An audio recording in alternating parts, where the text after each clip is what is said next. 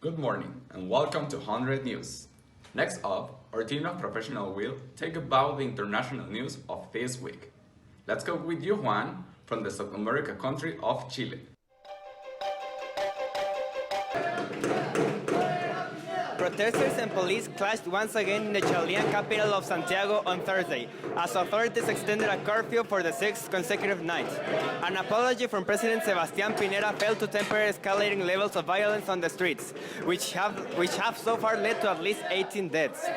The United Nations Human Rights Council plans to send a special mission to investigate allegations of right abuses in the South American country amid a week of deadly clashes between protesters and police.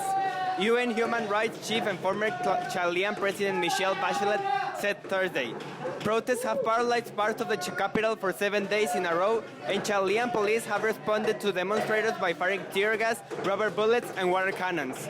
In a national televised address in Thursday night, Pinera apologized for decades of accumulated problems and announced a new social and economic agenda in the wake of the deadly unrest.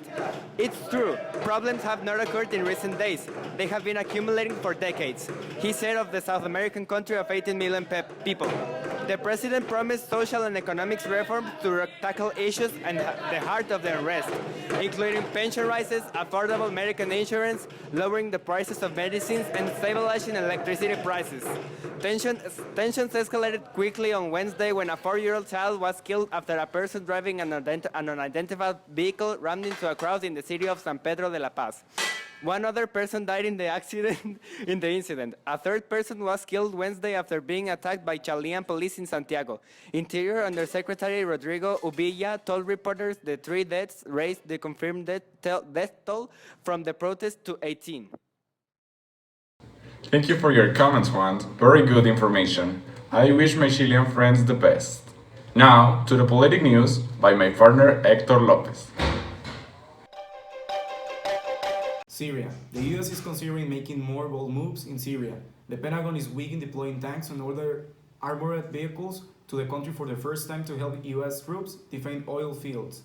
This option is on the table not for longer after a troop withdrawal plan effectively ended an important US alliance with the Syrian Kurds and created space for Russia and Turkey to gain more influence in the region.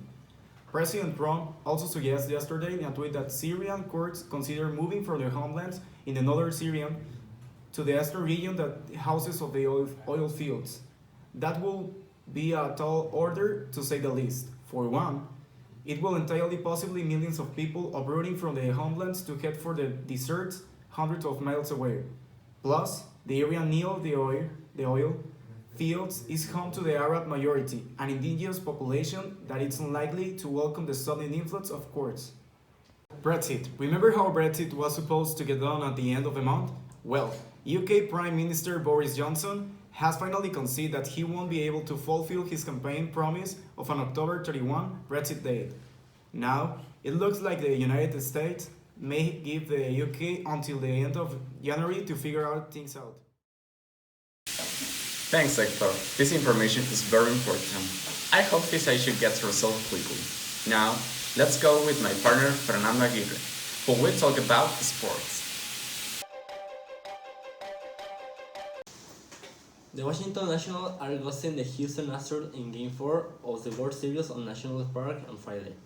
The Nationals won Game 1, 2, and 3 on the Houston and held a comfortable 3-0, laying in the path of best of 7 series.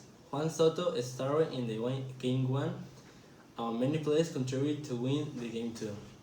Teams that have taken a 3-0 lead of the best of 7 postseason series have gone on to win the series, historically, including 88.5% in the time when they win 1, 2, and 3 games on the road, like the Nationals.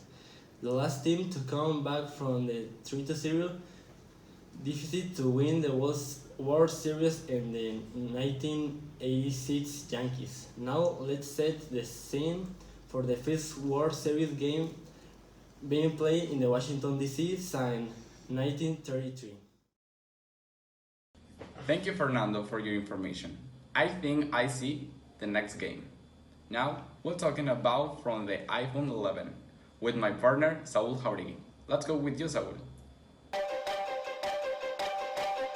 Hello people, good morning. We had a new device to talk about. Come on. Good daylight. Socially rude enough for is listening, but isn't technology.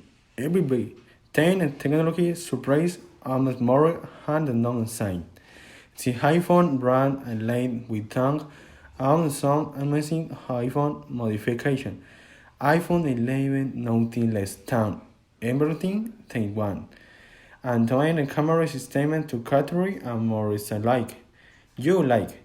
She invested chip in his smartphone and battery chat the last died and to target this hand using tomorrow.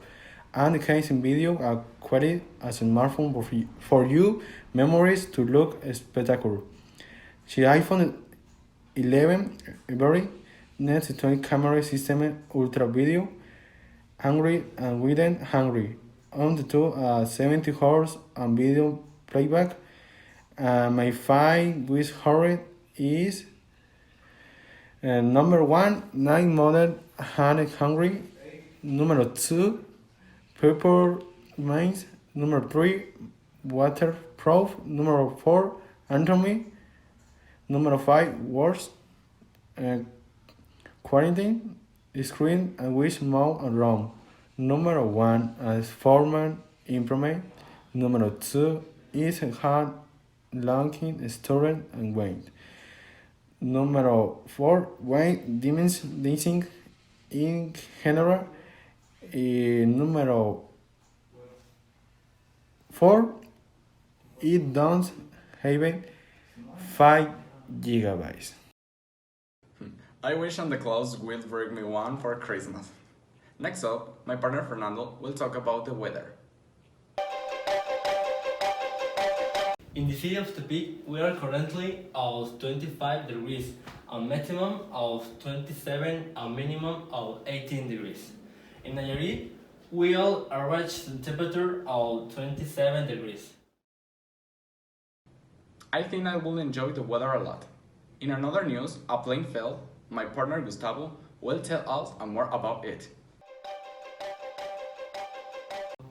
The Attorney General of the State of California reported that on Thursday he found the body of the 6th accident victim of the aircraft registered Wednesday in San Diego.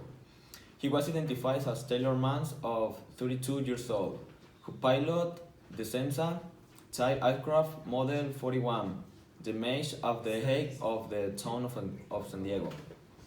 The FAA said that once the proceedings were complete at the scenes, the body was transferred to the California Forensic Medical Service in order to continue with the proceedings. This accident occurred near to the area where the helicopter where two state government officials and 2 pilots were traveling collapsed on July 42.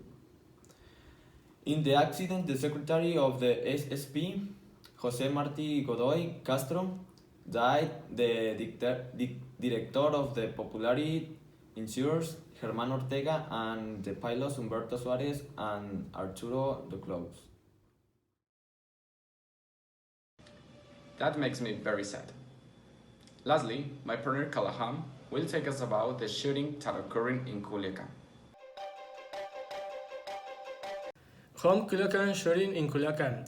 Day of this news today AMLO. Ministry of National Defense seeks to counter crime in Sinaloa. Military personnel toured some colonies of the city with the aim of increasing the link of Sinaloa society. For the debate, October 25, 2019, 2:30 hours, Ministry of National Defense seeks to counter crime in Sinaloa courtesy. Culiacan, Sinaloa, the Ministry of National Defense struck the command of the military region and the night. A military zone, they report that as the part of the activities carried out with the focus of the Culiacan Christian protection strategy, military personnel toured some colonies of the city with an increasing the league of Sinaloan society. Through evasion of social proximity, military personnel maintain a clear identity with criticism their participation of the foreign. Strategy generate and preserve the security conditions so that the population can carry out their activities normally. We hope our friends there get well soon. Thank you for watching. I see you again next week in another episode of 100 News. Goodbye.